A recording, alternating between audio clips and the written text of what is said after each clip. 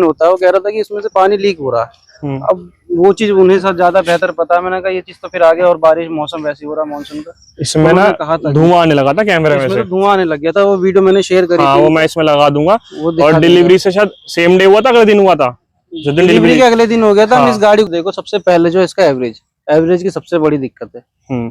आदमी अगर लोकल में सोचे कि इसे चला, लोकल में नहीं चल सकती। लोकल में तो समझ लो 5-6 का एवरेज है तो बहुत बड़ी बात है।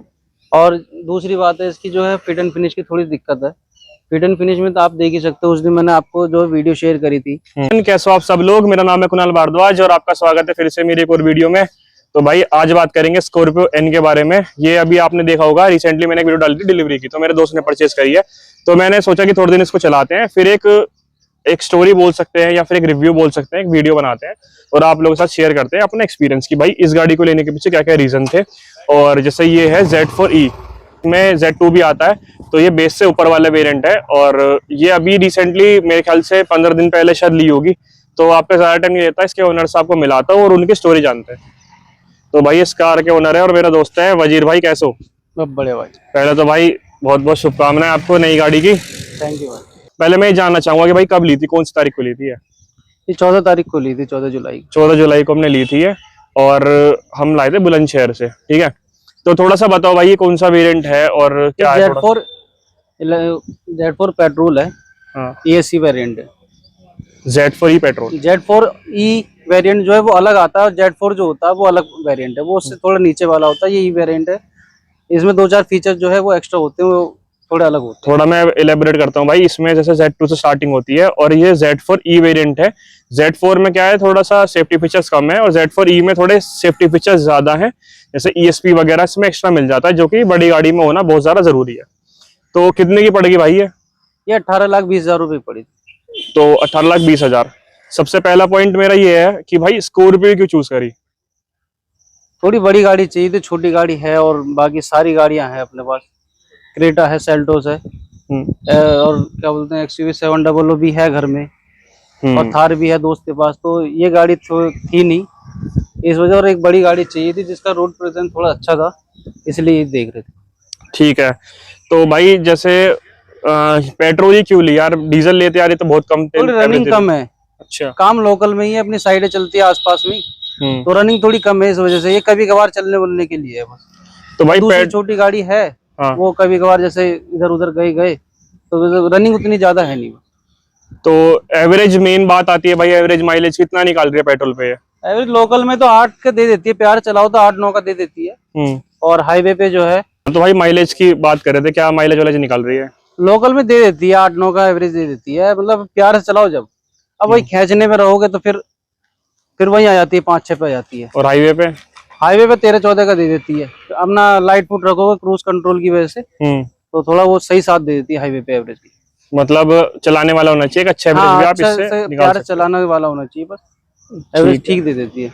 तो भाई इसमें ना मैं दिखाता हूँ, ये एक तो ये एक्सेसरीज का पार्ट है, ये शोरूम पे ही लगवाया था। इसका क्या पैसे लिए थे, कुछ लिए थे उन्होंने, क्या था? हाँ, उन्होंने एक्स्ट्रा लिए थे, थोड़ा डिस्काउंट भी दे दिया था, अच्छा खासा दे दिया था डिस्काउंट। ये ना भाई NCR के बाहर से हमने ली थी, बुलंदशहर से। तो क्या रीजन था उसका बाहर से लेने का? उन्होंने डिस्काउंट अच्छा दिया था और टाइम भी थोड़ा सा कम, वो कह रहे थे कि हम जल्दी डिलीवरी करवा देंगे, और ये एक्सेसरीज में भी अच्छा डिस्काउंट दिया था, और गाड़ी पे भी बहुत अच्छा डिस्काउंट दिया था उन्होंने। भाई इसमें क्या सीन है, इससे हम रहते हैं गाजियाबाद, तो गाजियाबाद आता है NCR के अंदर, तो हमने ना बुलंदशहर की तरफ थोड़ा आउटर एरिया में जाके NCR के थोड़ा सा जो बाहर लगता है वहां से आके हमने गाड़ी उठा ली थी। तो उसमें क्या था, एक तो जल्दी गाड़ी मिल गई थी, दूसरा हमें डिस्काउंट मिल गया था, और इसमें ये सब उन्होंने लगा दिया था। इससे क्या कुछ पता है कितने का पड़ा? ये 28,000 कुछ रुपए की बता रहे थे। ये लाइट है 28,500 रुपए की बता रहे थे। टोटल एक्सेसरीज जो बताई इन्होंने, ये फॉग लैंप लगाया इन्होंने, एक ये क्रोम गार्निशिंग लगाई थी, एक इसका रियर व्यू कैमरा दिया था जिसमें थोड़ी दिक्कत आई थी बीच में हमें, उसके बारे में करेंगे बात अभी। वो मैं थोड़ा नेगेटिव पॉइंट पे रखूंगा। हाँ। ये है भाई, देखो आप सोच रहे होंगे यार Z4E में एलॉय, भाई एलॉय इसने बाहर से लगवाए हैं। ठीक है, तो भाई थोड़ा एलॉय के बारे में बताओ। एलॉय तो वहां से करोल बाग से लग गए थे, जिस दिन गाड़ी डिलीवरी हुई उसी दिन हम चले गए थे, तो एलॉय सिर्फ ज्यादा काम नहीं करवाया, सिर्फ एलॉय डलवा दी थी उस टाइम पे। क्या कॉस्ट आ गई भाई इनकी? ये भी ठीक डिस्काउंट मिल गए थे हमें।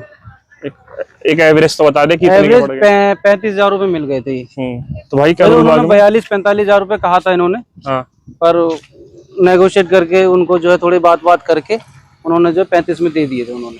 तो इसमें टायर तो वही होगा सेम, टायर सेम है, वही चीज है सारी। बस एलॉय चेंज कराए। कितना क्या साइज है इसका? 17 इंच की है। 17 इंच का भाई टायर साइज आपको उसमें देखने को मिल जाता है। एलॉय अपग्रेड इसने करा दिए हैं, तो भाई जबरदस्त लुक आ गया गाड़ी में, ठीक है। तो कोई कह नहीं सकता देखकर कि ये सेकंड बेस है।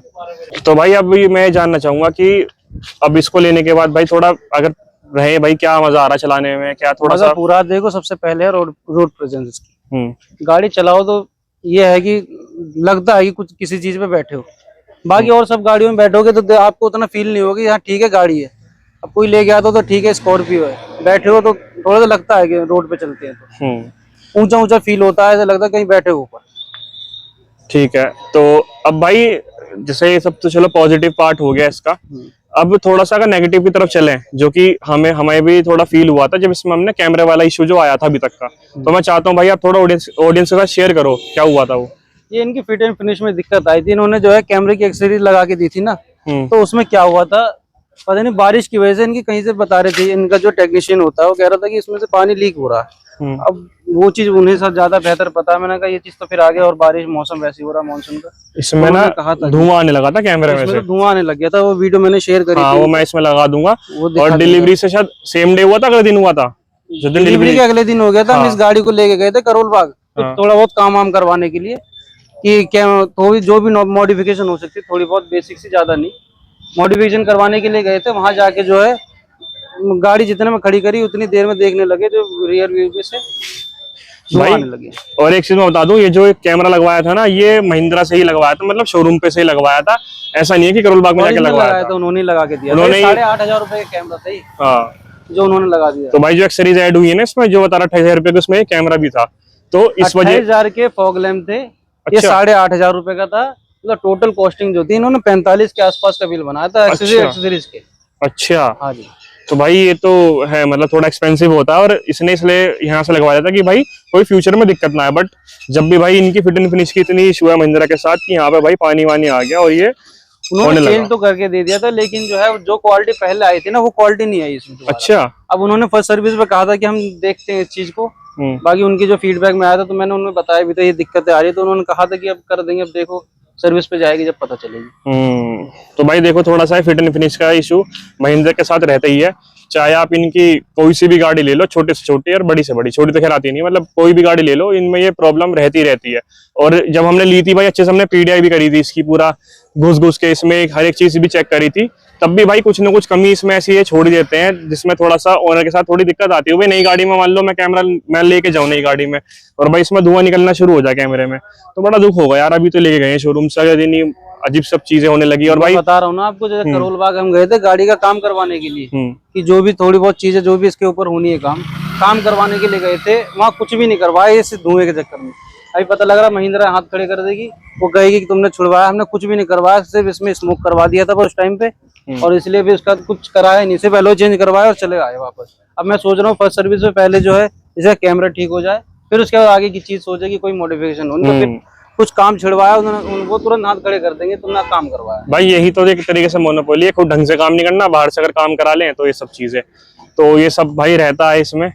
मतलब जब ये ली थी इससे पहले पेट्रोल तो चला के देखी नहीं थी मेरे ख्याल से, है ना? पेट्रोल तो पहले नहीं, नहीं, वो डीजल बेचते हैं। हाँ, उन्हें अगर वो टेस्ट ड्राइव पे मंगवाओ घर पे, तो डीजल ही लेके आते हैं। हाँ, तो जब पहली बार ये चलाई, जब कैसा एक्सपीरियंस रहा चला के, मतलब क्या फील हुआ ऑनेस्ट? देखो अचानक से 1012 सीसी का इंजन कोई एल्ट्रोस चला रहे हो या फिर कोई वैसे चला रहे हो, तो वहां से अचानक से ऊपर जाओगे इतनी 2000 सीसी के इंजन पे, तो थोड़ा सा फर्क आएगा, आपको दिखेगा। जैसे क्लच छोड़ते ही लगता है उछलने को हो रही है, भागने को पिकअप बहुत बढ़िया है इसका, टॉर्क की इंजन है पूरा। क्लच छोड़ दे ऐसा लगता है कि बस निकल जाएगी। ठीक है, अच्छा। नेगेटिव अगर और जानना चाहूँ इसका गाड़ी का, कि भाई और क्या क्या नेगेटिव लगता है तुम्हें, तो क्या बोलो? नेगेटिव का तो देखो, सबसे पहले जो इसका एवरेज की सबसे बड़ी दिक्कत है। आदमी अगर लोकल में सोचे कि इसे चला, लोकल में नहीं चल सकती। लोकल में तो समझ लो 5-6 का एवरेज है तो बहुत बड़ी बात है। और दूसरी बात है इसकी जो है फिट एंड फिनिश की थोड़ी दिक्कत है। फिट एंड फिनिश में तो आप देख ही सकते हो, उस दिन मैंने आपको जो वीडियो शेयर करी थी, गाड़ी आई और उसके बाद ही अगले दिन ही धुआं देने लगे पीछे रियर व्यू कैमरा। पता नहीं किस चीज से दी उन्होंने जो कैमरे में उस चीज को ठीक करा, लेकिन अब वो क्वालिटी नहीं आ रही। उन्होंने कहा कि मैं करके दूंगा, लेकिन वही वाली बात है ना, बात हुई वाली बात हो गई। अब फिट एंड फिनिश का ये भी दिक्कत है कि अभी मान लो कहीं लेके गए, कहीं दिक्कत आ गई, कोई फॉल्ट आ गया, कोई कुछ हो जाए, तो फिर कहीं वही पहाड़ों पे ले RSA गए, आपका कुछ काम करेगा। लद्दाख वद्दाख ले गए, वहाँ इलेक्ट्रॉनिक फॉल्ट आ जाए, कुछ कुछ चीज़ फॉल्ट आ जाए ऐसी, तो फिर वहां से फिर आपको तो दिक्कत ही दिक्कत है कि इसे करवाएं कैसे फिर। और एक बात ये थी कि थोड़ी सी उनको ना ट्रेनिंग की भी जरूरत है। जो उन्होंने काम करा बाहर ही खड़ी कर दी, रोड पे खड़ी कर दी, ये नहीं कि वर्कशॉप में ले गए। दे रहे हो 18-20 लाख रुपए की गाड़ी दे रहे हो, 28 तक की गाड़ी जा रही है इसकी टॉप मॉडल की, लेकिन आप उस चीज को थोड़ा ध्यान दो कि आप रोड पे खड़ी करके जो आपने जो है कैमरा लगा दिया, ये कर दिया ना, आपने वर्कशॉप में ले गए ना अंदर ले गए, थोड़ी सी ट्रेनिंग की जरूरत है उनको, थोड़ी दिक्कत है। क्योंकि इंडियन ब्रांड है, देखो इंडियन ब्रांड है, कोई दिक्कत नहीं है कि वो आप उसको बुराई बोलोगे, ठीक है, लेकिन उसके मुकाबले दूसरी जो जर्मन कार है बाहर की गाड़ियां, उसके मुकाबले दिक्कत है। फिट एंड फिनिश में थोड़ी इनकी ना, हाँ भाई, ये बहुत स्ट्रॉन्ग पॉइंट है। वैसे तो महिंद्रा ने बहुत कई बार बढ़िया, आपने देखा भी होगा जो इनकी जो है सनरूफ के साथ आती है, पानी लीक होने लगता है, हाँ हाँ, वो कैबिन के अंदर पानी आने लगता है, लेकिन चलो इसमें तो नहीं है वो चीज। तो भाई इन लास्ट में ये पूछना चाहूंगा भाई, जो ये वीडियो देख रहे हैं और ये गाड़ी लेना चाहते हैं पेट्रोल के अंदर, तो भाई क्या आप रिकमेंड करते हो उस गाड़ी को? तो रिकमेंड उसके लिए है जिसकी रनिंग कम है, रिकमेंड उसके लिए नहीं है जिसकी रनिंग ज्यादा है। मान लो लोकल में चलना है या इधर उधर ज्यादा, जिसकी रनिंग ज्यादा है ना, वो डीजल के लिए जाए। एक दिक्कत दिल्ली में भी चल रही है, दिल्ली एनसीआर में भी दिक्कत है, वो नॉर्म्स के ऊपर, जो इनके डीजल चलती है इनकी 10 साल, पेट्रोल चलती है इनकी 15 साल। तो उसको देखो तो 18-20 लाख रुपए लगा के इनका कुछ नहीं जाता, 8-10 साल में कुछ गाड़ी को कुछ नहीं बिगड़ता।